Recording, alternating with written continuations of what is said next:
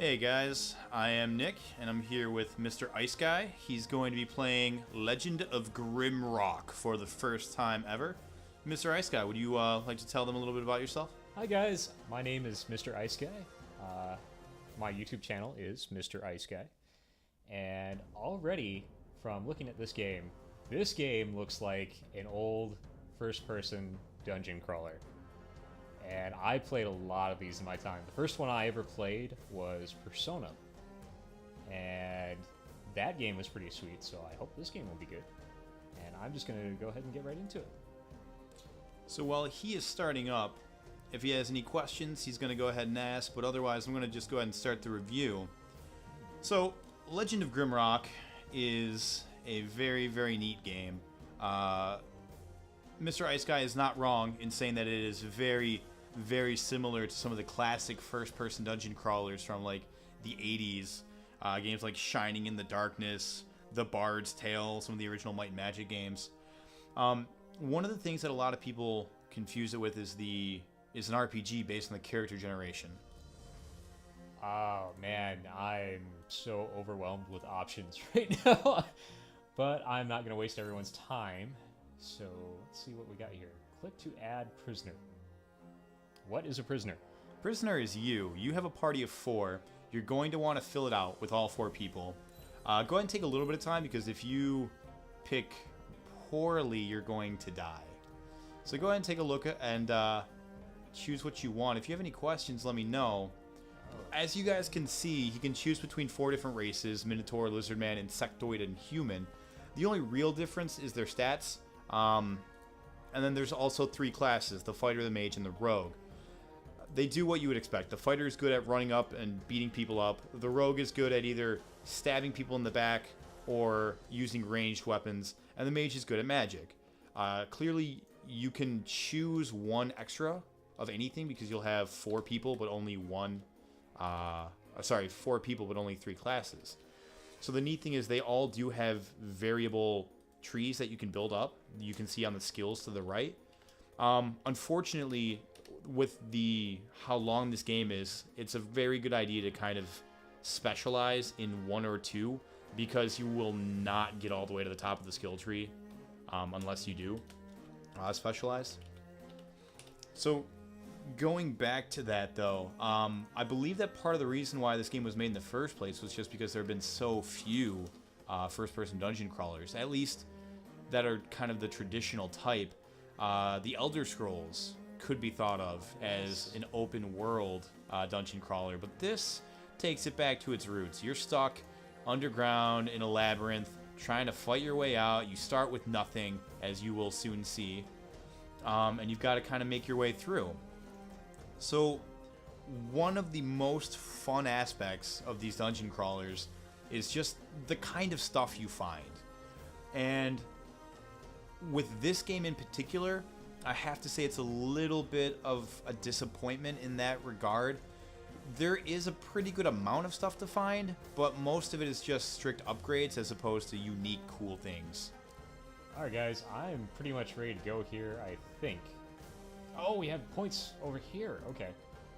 Different points. Of course, whenever I play one of these games, I have to name my characters. It just makes it a little bit more personal.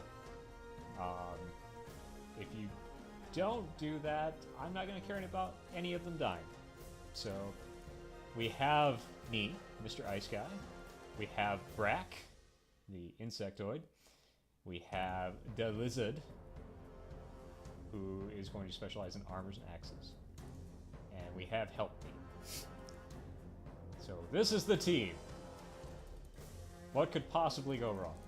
None of your guys have any traits, which is something over the bottom right that you will also want to add before you head in. Yep. So many things. Unfortunately, it's not even that big of an impact, really. Okay.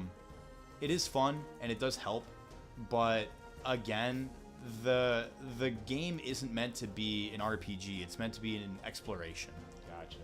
So as you're going through, you will find some neat items, like there's a sword that literally shoots out fireballs, which is kind of cool. Ooh. But for the most part, it's simply stat upgrades, which made me kind of sad. But you do find the occasional random skull that is used for an achievement or some notes from someone who was in here before you, which is all very neat. There are sets, kind of like in the Diablo games where they have sets that give you bigger bonuses the more pieces you have. Okay. They don't call them out as sets, though, so you're going to have to look at the titles. And if you notice that you have 2 pieces that have the same type of title, odds are they're part of a set. So you probably want to hold on to those for a little bit. There is... The combat is very simple.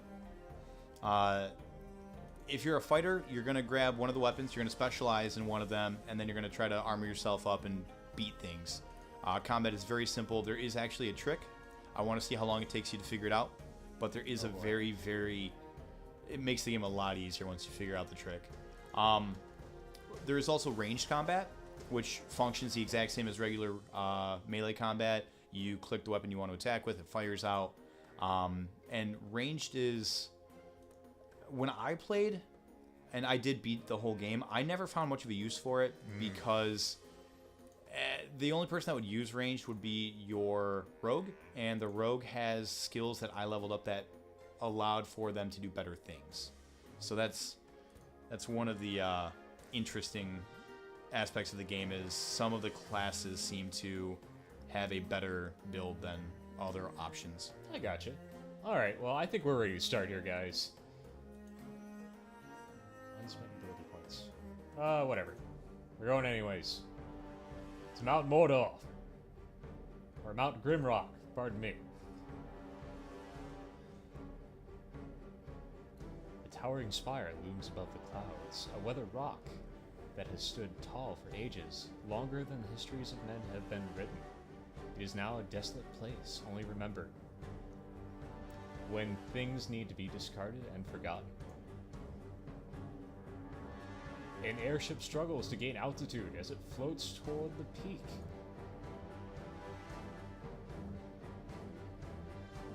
So as you can see, the story isn't anything super spectacular. It's pretty classic. Yeah, pretty much.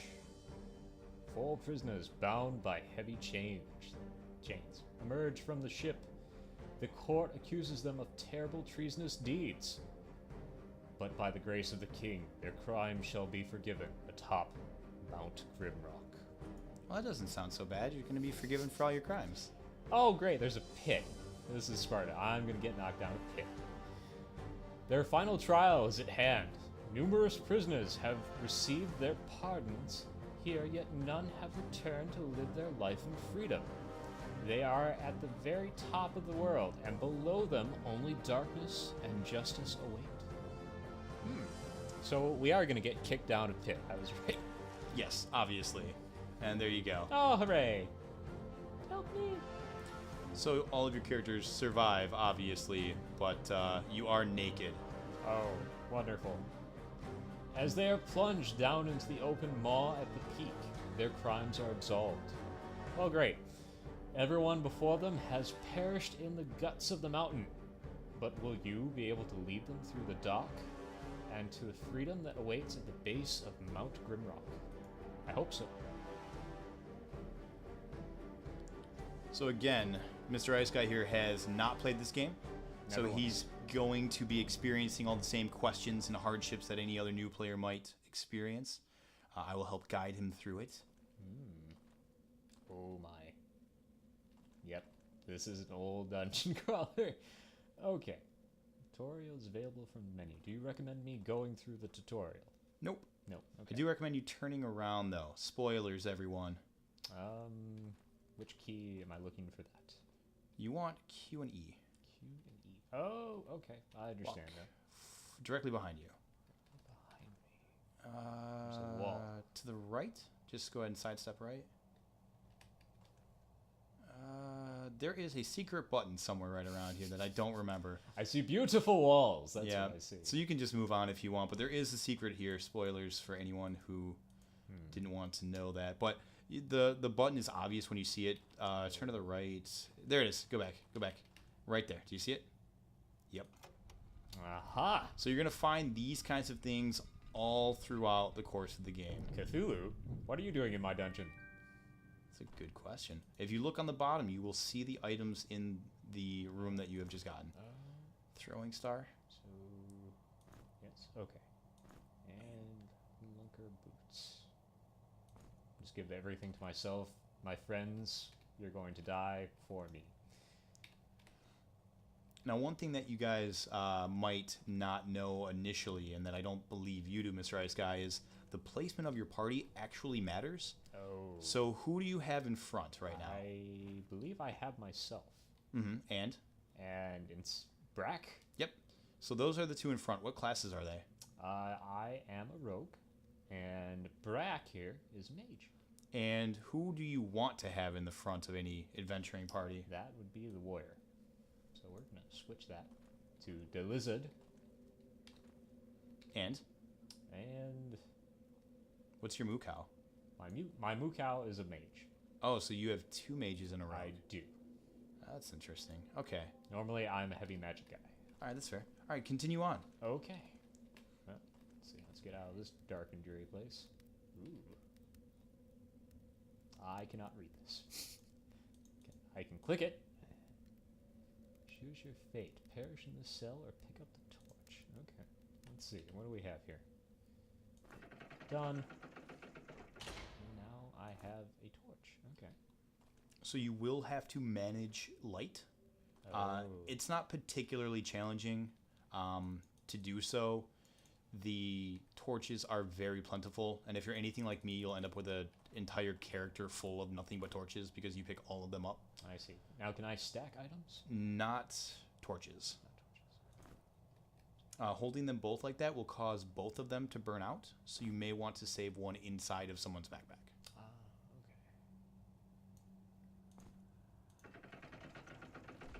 Okay. So as you go ahead and just right-click on your torch. That is how you use melee combat. Oh, okay. If you left-click, you will pick it up, and then you can throw it. But don't confuse yourself. You don't want to throw things that way as a combat move. You want to right-click whatever you're going to throw instead. Okay. Let's see. So just some little early-on tricks that I wish I had known the first time I played. I appreciate the help. So with two mages, there is going to be a lot of spell casting. I want to leave that for a moment until you get into a situation where you want to spellcast because it's really neat. There have been a few other games that have done it in the past, but nothing that I can think of has done it recently, other than maybe Wonderful 101. Really? Uh-oh. What's that mean? And you know that I love that game, so... Yeah. All right, let's see. I gotta say, I'm kind of digging the sound design right now. Just that ambient noise, no music whatsoever. Uh-oh. Oh.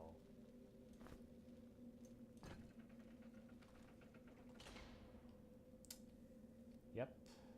There's gonna be an arrow trap somewhere in my future. Someone is calling to me. So I agree that they did a really good job with the sound effects. It's something that I appreciated the whole way through. You can actually use the sound effects to figure out what's behind walls, what's behind doors, where monsters are in relationship to you around the dungeon, which is really useful at certain points. And so far, the puzzle layout, as you've seen, is very tutorial-ish. It's very simple. Anyone who has played a game like this before, which you have, should be familiar with it. But it does a really good job of teaching you all the basics right away so that you can kind of just move into these kind of puzzle-based crawlers without any experience in the past. That's always nice. A little bit of consideration for the new player. Yeah. Here's some consideration. You're naked. I am. Damn it. You should put on your clothes that you've got. Let's see. I know I gave myself clothes. Where are they? They're in your inventory. Right below you. Oh, I'm retarded. Da, da, da, da, da, da, da. Do you have clothes? You do. You have pants. Very important. Especially for a lizard. That is true. Just that. Do you have anything? Nope. Brack is naked. Heaven help us all.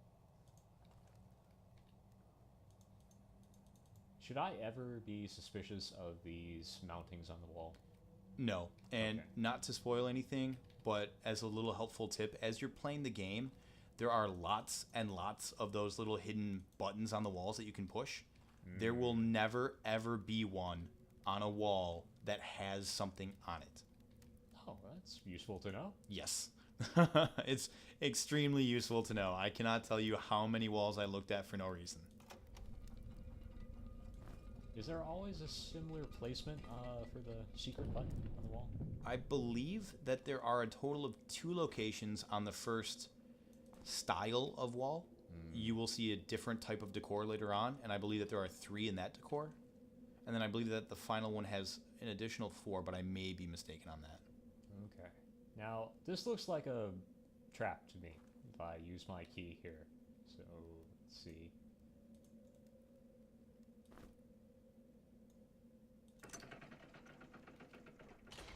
Good thinking, but no. Okay. They are too nice to the new players to start with that, but there will be some later on. The puzzles in this game start off very simple, very obvious, and they will get to the point where you will be pulling your hair out and doing everything in your power to not go online to look up a walkthrough. Also, look what you just found. Hello? Oh, you're not nice. So I right-click to attack, correct? Mm-hmm. So again, very useful. It's just standing there until you decide to approach it. Die, demon snail. You cannot possibly... Ah! Good lord, he has teeth. Ow. Ow. Miss! What? Hit him with your torch. Oh, What? Can't reach because he's in the back. Throw your throwing star. Eat death. Throw your rock. Cast a spell. I will throw everything I have at him. No. How... Yay! He went boom. Your bug is almost dead. He is, damn. Yep. Go ahead and right-click on any of your guys. What you just picked up is bug food, snail slice. If you look, there is a green bar that says food. Oh, yes. Okay. When that runs out, your character will be starving to death, so you need to make sure that they are properly fed. Again, that is inventory management that the game kind of makes you a little scared of, but I never had a problem. In fact, I found myself with too much stuff most of the time. Gotcha. As far as lethality goes, you are never dead for sure. Like, if all 4 of your characters die, you get a game over screen. But if one of them dies, then there are going to be these crystals throughout the game. Click on the crystal, it heals you up. It'll bring people back from the dead as well. I did not know that the first time I lost a character, and I very seriously considered starting all over because I did not run into one for a while after I lost a character. I gotcha. Let's see. I think I looted that room properly. What do we have here? Switch, door. I'm going through it. Throwing knife. Whoops. Need light. Okay.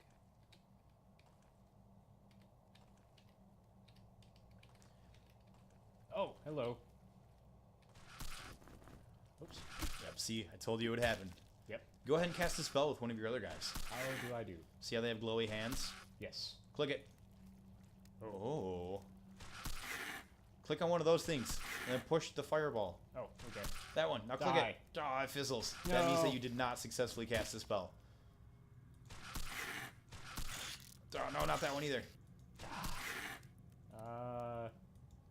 You're crap. choosing every single one that is not one. You did it! Hooray! Die. Damn you. I'm the worst. What? You guys. Come on, mage better. There we go. Mage better. One of the things that will happen as you go through is you will get conditioned. And what I mean by that is certain conditions will be applied to you, certain status effects. If you get hungry, there will be a indicator. Not another one. Oh, yep, another one. There will be an indicator. There will be poison that you'll have to deal with. You will be poisoned. You will be stunned. And you will be made sick from disease. Oh, no. He is dead. No, not Brack.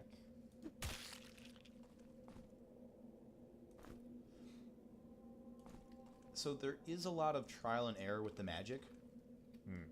If you go into the character's skill tree, then it will tell you, click on the air magic or fire magic. Yeah, you see other question marks? Yes. That means you don't know that spell, but there is a spell there. And if you get air magic, for example, high enough, then you'll be able to learn those spells. I see. Because you did not put any points into your Mukau other than one into air magic, that's why he's not skilled enough to do those spells. But if you click on fire magic, you can see how to spell fire burst. That's because you've discovered that one. Okay. So that is how you are cast. That's the spell you're casting, the little fireball. I see. Okay. Well, he's not a very smart Mukau, but he'll do. He is my friend. And he is also still alive. I'll be honest and say I'm very surprised that you made your Minotaur into a mage instead of, like a fighter. Yep. But you do what you got to do. So the snails are clearly the tutorial monster. They are the first thing you fight, and they give you a lot of food. Right. You will wind up facing off against some more impressive enemies. But unfortunately, there just aren't enough of them in the game either. And that's my one biggest regret of this game, is it left me wanting more. And it just didn't have enough to really keep me satisfied. Because I'm used to, when I think of dungeon crawlers, I think of a game called Shining in the Darkness from Sega Genesis. And that game had hours and hours worth of gameplay. And this one just doesn't quite. All right, so I'm going to give you a spoiler again. The pits, you probably want to fall into most of them. None of them Excuse me? Yes, I know, it's very counterintuitive, but it's like Mario. You want to check every pipe, because almost every pit will have something good beneath it. Now, right now, if you fall, your lizard man's going to take a lot of damage. You may not die, but he will take some damage. So, here's another thing I wish I had known in the very beginning. Go to sleep.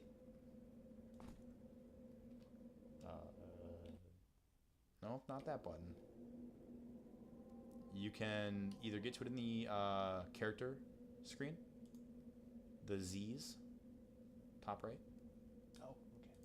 And you'll go to sleep. And as you're sleeping, you are gaining in health.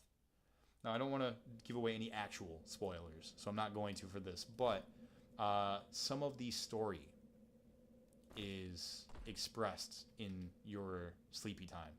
So that's something to kind of keep in mind as well. So I've broken both of my legs, but we will venture on. Real quick, I screwed up, didn't I? Nope.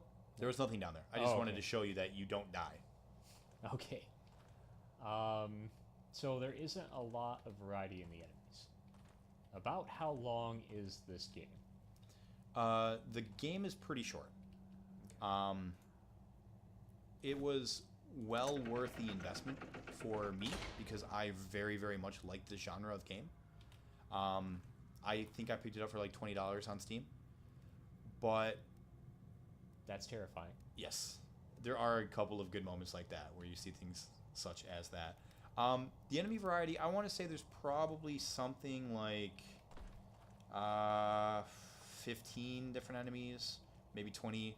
And each one of them is pretty unique, but none of them substantially change combat except for a few. There are a couple that you will remember, but for the most part, they're kind of forgettable. Yeah.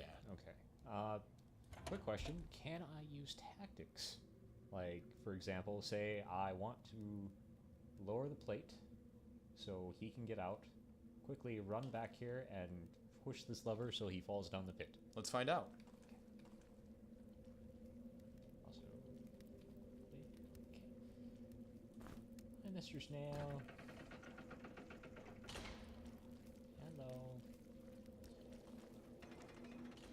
So that previous game that I mentioned, the Shining in the Darkness, it actually has snails as the first enemy you run into. And seeing these guys here, it really brought me back to nostalgia for that game. And seeing them brought to life in this animation, it's so refreshing. It's such a nice nostalgia-based aspect of the game, I guess. It's very nice. So you noticed that your torch had gotten dimmer. Yes. And that the light had gotten weaker. So I'm going to suggest you do not kill them that way unless you absolutely have to, because you're missing out on experience. I see. Yep. So as clever as it is, it's actually the wrong choice because you won't get the experience for it. Damn. Yep. Okay. As you go through the puzzles, like I was saying, some of them range from exceedingly simple tutorial type to ones that are really, really hard. There are a good number of them that make you feel really clever when you figure them out. And there are a lot that are just, man, they're really cool. They're really good puzzles. Alright, so you're starting to use some more tactics in your combat. You're very, very close to the trick of making this game not challenging. I see. Or less challenging, anyways. Yep, and that's it. You swing when they walk in, and then you run away. The dancing back and forth doesn't quite work, but what you can do is once you get to a section that has 4 squares, all like in a cube, you can just dance around there and keep hitting their side as they walk in. Alright, well, I'm starting to get the combat down now. If my mages would stop mucking everything up. Hey, you chose to not level him up, remember? You gotta wait till you level him up. It says he's not skilled enough. It's not gonna work. Ah!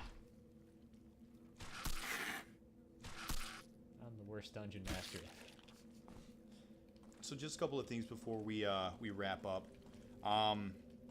The magic system is fairly robust. You do have quite a few options. Unfortunately, I wanted to try to level up every one of the mage trees so that I could get all of the spells, and there just aren't enough points to do it, so you really do kind of have to pick and choose. The rogue has an ability called, I think it's in their assassination tree, where it will let you attack from the back row, and if you do a team of 2 fighters, 1 rogue, and 1 mage, which is what I ran, that's extraordinarily helpful. There is a bow and arrow. There are a ton of arrows as you play, and they have some pretty good effects on them. But I found it to be more efficient to just have the daggers and stab them from behind the second row. You can open up your scrolls and read them. The way you do it is you put them inside of a character, you open up the character, and then you do that. And that tells you how to cast that spell. Okay. But you still have to be high enough level to do it. Yeah, balls. Yep. So if you can't find those, you can find them online if you need to, which I don't recommend. I hate people that do that on their first try. But if you just sit down and you experiment, you will be able to find out those spells eventually. They will cost you mana, unfortunately. And there's nothing really super interesting in that you can't like set those on fire like you just tried to do. Whoa, hello. Oh yeah. Oh yeah. They're a fun guy. I see. Something tells me you're lying. No, they're mushrooms. They're fun. So they are weak to fire, which you might imagine if you've ever played Pokemon. Let's see, is there anything else that I wanted to cover? Oh, there are potions in this game. You can actually find little roots and stuff throughout the course, and you can mix them up and kind of create your own potions as you play. Oh, that's neat. Yeah, the alchemy is fairly limited. I think that there are only like 7 or 8 different spells or different potions, but they are cool. They do some neat things. The spells, like I was saying, they're very, very neat because there are a lot of ones that are useful in only a handful of situations, but are really, really useful in those situations. Like you have a spell, a poison shield, that when someone's trying to poison you, you just say no. Oh, that's helpful. Also, I'm kicking crap out of this plant monster. Do you see this? Yep, and this is the trick. You just dance around, swing, move, yep.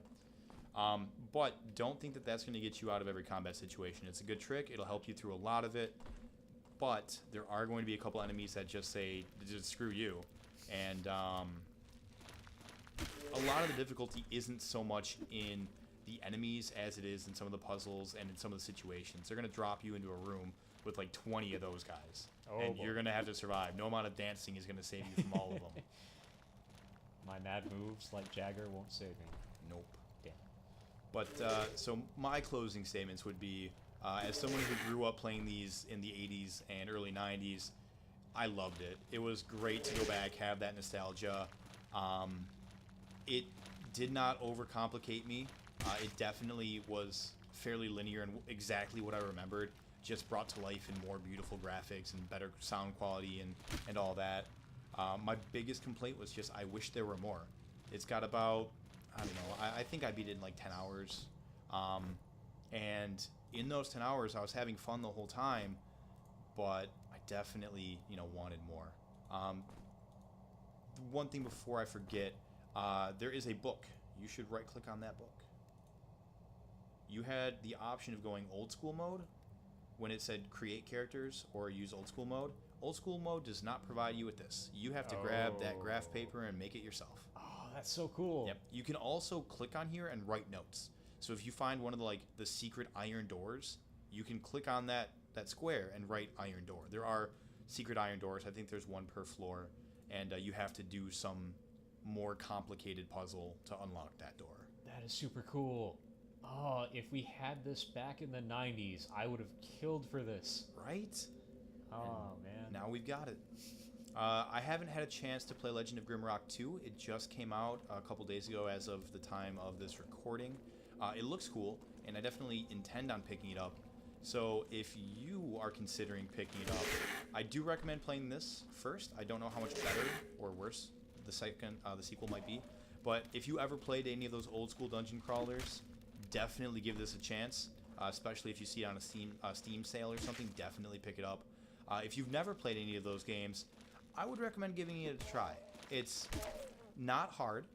It's fun, but there are a lot of complexities hidden later on in the game, especially with the puzzles, and it is very enjoyable. There is a lot of exploration, a lot of, ooh, what's around the corner? You'll hear a lot of, oh my god, what the fuck is that? Like, those moments come, and they make the entire experience worthwhile. So, since you're about to wrap up the first level here, because I'm pretty sure you're getting pretty close to the end of the first dungeon, what are your thoughts having played for the past 15 minutes? Alright, so my first thoughts are, man, am I having nostalgia right now? And my second thought is, okay guys, so before I started playing this game, I was like, Attack with your torch, by the way. Oh, right. Thank you. I don't know if I'm ready or really want to go back through this type of experience.